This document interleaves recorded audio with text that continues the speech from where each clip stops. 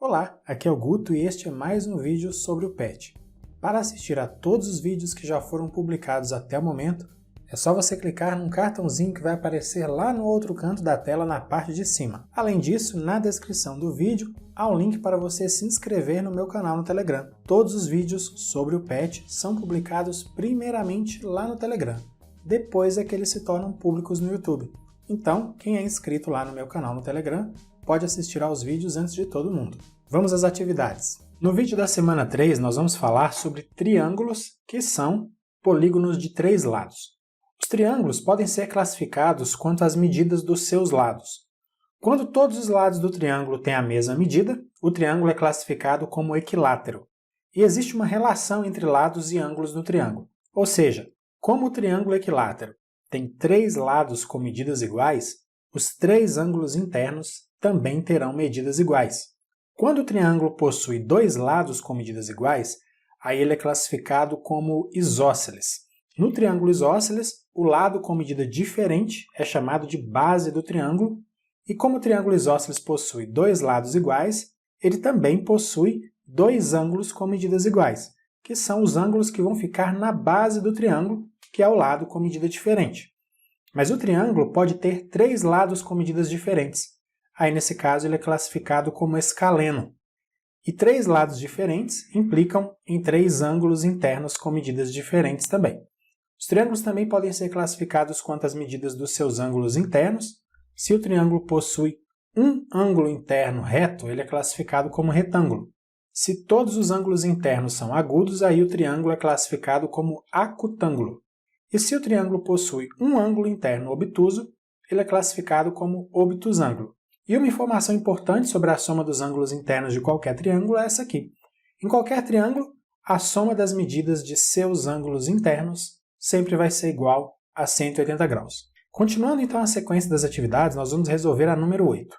Determine a medida do ângulo x indicado em cada triângulo e classifique esses triângulos em relação às medidas dos ângulos internos e as medidas de seus lados. Veja que esse triângulo aí ele tem 3 lados com medidas iguais a 3 centímetros. Então ele pode ser classificado como triângulo equilátero. E como ele tem 3 lados com medidas iguais, os 3 ângulos internos também têm medidas iguais. Isso significa que os outros 2 ângulos internos também são iguais a x. Nós sabemos que a soma dos ângulos internos de qualquer triângulo é igual a 180 graus. Então a soma dos 3 ângulos iguais a x é igual a 180 graus. Portanto, 3x é igual a 180 graus. Aí agora a gente divide os 2 membros dessa equação por 3. Assim a gente encontra o valor de x, que é igual a 60 graus. Então, os 3 ângulos internos desse triângulo medem 60 graus. São 3 ângulos agudos. Por isso, esse triângulo é classificado como triângulo acutângulo. Agora, veja esse outro triângulo. Você percebe que ele tem 2 lados com medidas iguais a 4 centímetros? Então, ele é classificado como um triângulo isósceles, porque tem 2 lados com medidas iguais. Além disso, você pode ver que um dos ângulos internos, que está lá no vértice, lá em cima, é um ângulo com medida de 120 graus. Isso é um ângulo obtuso. Portanto, quanto aos ângulos, esse triângulo é classificado como obtusângulo. E você está vendo aí que tem um ângulo externo escrito em vermelho que mede 150 graus? Pois é, olha só. Observa aí, ao lado desse ângulo de 150 graus, tem um outro ângulo interno ao triângulo que eu marquei com esse arco em verde. O ângulo de 150 graus e esse ângulo do arco verdinho, eles são suplementares. A soma das medidas desses ângulos é igual a 180 graus. Então, a medida desse ângulo com o arco verde tem que ser igual a 30 graus. Então, agora nós vamos montar uma equação com as medidas dos ângulos internos desse triângulo. Aí vai ficar x mais 120 graus mais 30 graus igual a 180 graus. Somamos 120 graus com 30 graus no primeiro membro, isso dá 150 graus. Aí a gente passa 150 graus subtraindo para o segundo membro. Finalmente, a gente tem que x é igual a 30 graus. Veja que, como nós vimos no início do vídeo, os 2 ângulos da base, que é o lado diferente desse triângulo isósceles, no caso esse lado maior, que está na horizontal, esses ângulos possuem a mesma medida. E nesse caso, os 2 vão medir 30 graus. Veja esse outro triângulo. Novamente, nós vemos que ele tem 2 lados com medidas iguais a 3 centímetros e um lado com medida de 2 centímetros. Um lado com medida diferente, então. Então, quanto aos lados, esse triângulo é classificado como triângulo isósceles. E nós sabemos que como o triângulo isósceles tem dois lados iguais, ele também tem dois ângulos internos iguais, que são os ângulos que ficam na base. Agora veja que nós temos um ângulo escrito em vermelho. Esse ângulo está externo ao triângulo e mede 110 graus. Então, o suplemento desse ângulo mede 70 graus. E o outro ângulo da base do triângulo isósceles também vai medir 70 graus. Agora é só a gente montar uma equação com a soma dos ângulos internos desse triângulo. Aí vamos ter x mais 70 graus é igual a 180 graus. Desenvolvendo fica x mais 140 graus igual a 180 graus. A gente passa 140 graus subtraindo para o segundo membro, calculamos aí a subtração e concluímos que x é igual a 40 graus. Então veja, esse triângulo tem três ângulos internos agudos, um que mede 40 graus e dois que medem 70 graus. Por isso, quanto aos ângulos, ele pode ser classificado como triângulo acutângulo. E veja agora esse outro triângulo. Ele tem um ângulo reto. Está vendo ali, ó, quadradinho com um pontinho? Pois é. Então ele é classificado como triângulo retângulo quanto aos ângulos. Nós vamos então montar uma equação com as medidas dos ângulos internos. A gente vai ter x mais 90 graus mais 37 graus igual a 180 graus.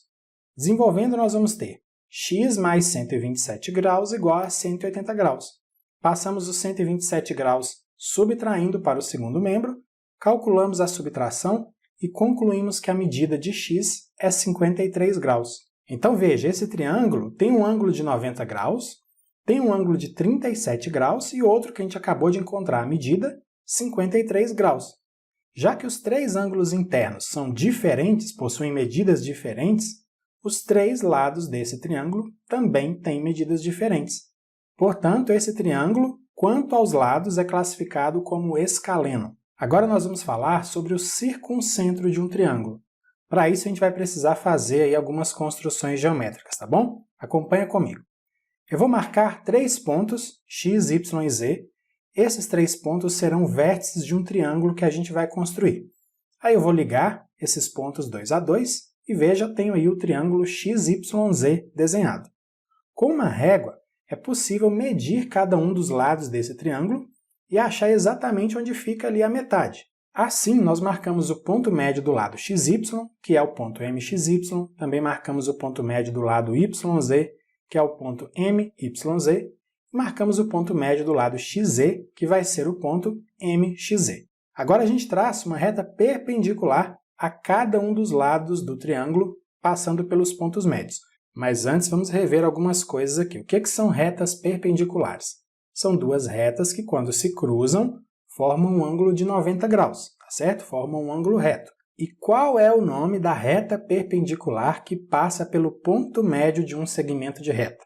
Nós vimos no vídeo da semana passada que o nome dessa reta é mediatriz.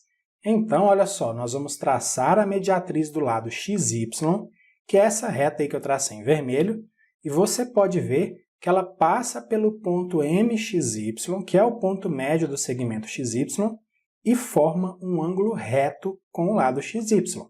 Da mesma forma, seguindo as mesmas orientações, nós vamos traçar a mediatriz agora do segmento YZ, que é um outro lado do triângulo. E a gente também faz isso para o lado XZ do triângulo. Traçamos aí a terceira mediatriz. Você percebe que essas três retas, elas se cruzam em um mesmo ponto? Nós vamos usar a letra C para indicar esse ponto. Esse ponto de encontro das três mediatrizes é chamado de circuncentro do triângulo. E esse ponto, o circuncentro, tem uma propriedade muito interessante.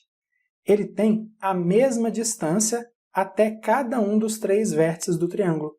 Então, as distâncias do ponto C até o ponto X, do ponto C até o ponto Y e do ponto C até o ponto Z são iguais. Com isso, você coloca a ponta de ferro do compasso no ponto C e abre ali o compasso até qualquer um dos vértices desse triângulo, dá para traçar uma circunferência muito especial.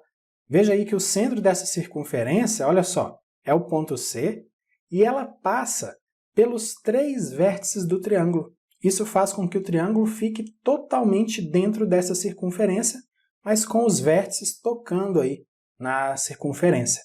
A gente fala então que essa circunferência é circunscrita ao triângulo. Continuando, vamos resolver a número 9 agora.